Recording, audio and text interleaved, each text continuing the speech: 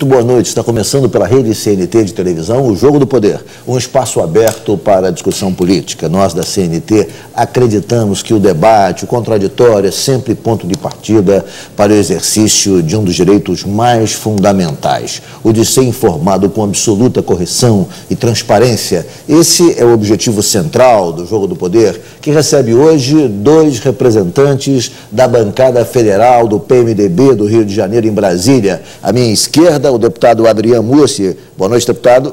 Boa noite a todos. É um prazer estar de novo aqui nesse programa para debatermos sobre nossa política nacional. É sempre uma grande honra estar aqui. À direita, o deputado Eduardo Cunha, também do PMDB. Boa noite, deputado. Boa noite, Ricardo. Boa noite, Adrian. É um prazer enorme estar aqui com vocês mais uma vez. Deputado Eduardo Cunha, estamos encerrando o ano, estamos aproximando do encerramento do ano, e esse momento é sempre um momento de reflexão, de balanços, de análise. Se o senhor for instado, como farei agora, a dizer como foi esse ano legislativo, que tipo de balanço o senhor faz da atuação da Câmara Federal, quais seriam os pontos que o senhor destacaria? Veja bem, toda vez que a gente faz um balanço legislativo, a gente tende a falar aquilo que a gente votou, mas principalmente o parlamento, que é um lugar de debates, ele perde um pouco sempre esse lugar de debate, porque a gente só faz análise quantitativa daquilo que foi apreciado. Mas a gente diria que o ano legislativo na Câmara dos Deputados, do ponto de vista do que se votou, foi muito importante. Por exemplo? O Código Florestal foi votado na Câmara. Está no Senado agora. Está no Senado para ser votado essa próxima semana e vai retornar à Câmara. Se votou um projeto de salário mínimo, que pareceu que era um projeto do governo, mas no ano que vem o trabalhador vai ver a diferença que fez esse projeto.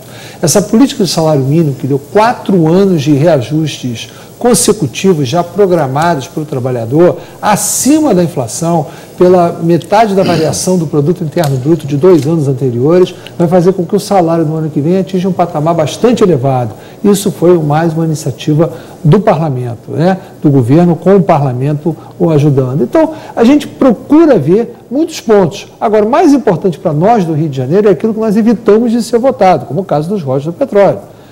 Então, o parlamento é um lugar de debate, um lugar de embate, um lugar de contradições. O governo tem uma base muito grande. Nós tivemos também a desvinculação da Receita da União, a PEC da DRU, que foi o ponto mais importante do governo, que já foi votado na Câmara e vai ser votado no Senado. Exato. Se você fizer um balanço, você vai ver que nas comissões, projetos conclusivos dos mais variados foram votados de interesse dos trabalhadores, da sociedade, de todos. Então, eu diria que o balanço é um balanço positivo, até porque o Congresso, no primeiro ano, tende a ter uma agenda do governo. E o governo não teve agenda, essa é a verdade. A presidenta Dilma entrou e deu uma continuidade a uma política do governo do presidente Lula e não fez uma agenda legislativa própria. Ela não colocou uma pauta para o Congresso. Então, o Congresso atuou debaixo das pautas existentes.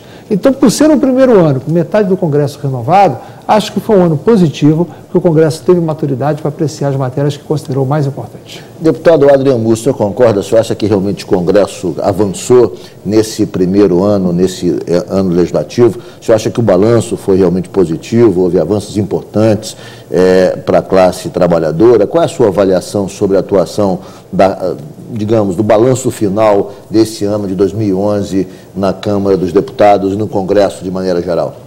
Eu concordo plenamente com o deputado Eduardo Cunha. Foi um ano altamente positivo para a Câmara de Deputados, diante de ser o primeiro ano de muitos, como eu mesmo.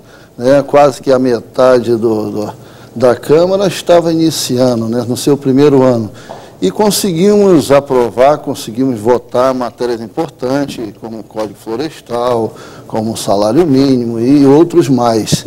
E especialmente para nós, deputados do Estado do Rio de Janeiro, que temos uma missão dificílima nesse mandato, acho que até seja o mandato mais importante dos deputados federais do nosso Estado, que vai lutar para o futuro do nosso Estado, nós conseguimos nosso primeiro objetivo, que era não deixar que fosse votado o royalties. Eu acho que nós estamos encerrando um ano com um ano positivo para nós todos. Deputado Eduardo Cunha, sempre se fala de uma certa submissão do Congresso em relação ao Executivo. Isso é notório, há muitos anos que se fala isso. que, na realidade, o executivo fica muito, o legislativo fica muito atrelado à pauta do executivo e acaba tendo poucas iniciativas próprias. Fica, na realidade, referendando as iniciativas do executivo.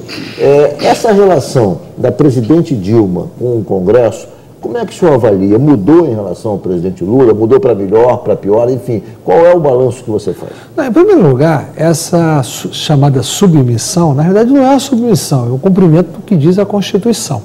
Na prática, nós somos, sim, reféns da agenda do Poder Executivo. Por quê? O Poder Executivo tem a iniciativa das medidas provisórias. As medidas provisórias têm efeito de lei imediato e trancam a pauta. Consequentemente, impede votações. O Michel Temer, como presidente da Câmara, deu uma interpretação que, em sessões extraordinárias, matérias que não eram de iniciativa do Poder Executivo na Constituição poderiam ser votadas. Só que isso, na prática, ajuda muito para propostas de emenda à Constituição, mas projetos de lei ordinária já é mais difícil, a menos que tenha, por exemplo, crime.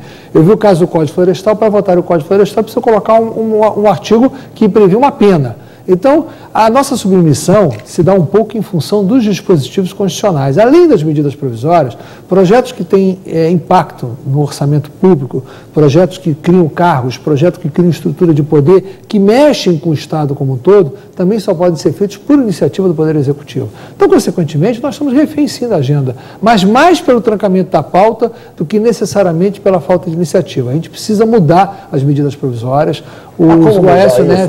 Não, o Aécio Neves fez um pouco mais de liberdade, flexibilidade à Câmara, para que ela não fique com a pauta realmente trancada por conta disso e, portanto, aí perdendo capacidade de iniciativa parlamentar? O Aécio Neves fez uma PEC no Senado, que passou e está na Câmara dos Deputados, que muda o rito das medidas provisórias. Eu acho muito importante que a gente aprecie alguma coisa para tirar esse poder das medidas provisórias sobre a pauta da Câmara e do Senado e sobre a nossa iniciativa. E também pelo poder que eles têm de gerarem leis imediatas que depois, se a medida provisória cai, já produziram os seus efeitos. Abre uma medida provisória de crédito. Quando você derruba a medida provisória, já se gastou o dinheiro. Então, na prática, o governo tem um poder quase imperial de legislar pela medida provisória.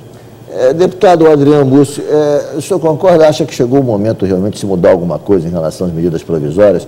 Elas realmente acabam, de certa maneira, tolhindo a iniciativa parlamentar dos deputados? Com certeza, eu acho que já não se pode mais continuar do jeito que está, porque nós ficamos, conforme foi falado, um pouco refém do Executivo. E essa flexibilidade nós não conseguimos ter devido à questão da medida provisória. Acho que tem que ser mudado o mais rápido possível. Mas isso é tudo que o governo não quer, essa mudança. Eu vou fazer um rápido intervalo e o Jogo do Poder volta em 1 minuto, hoje com participação dos deputados Adriano Mussi e Eduardo Cunha, ambos do PMDB.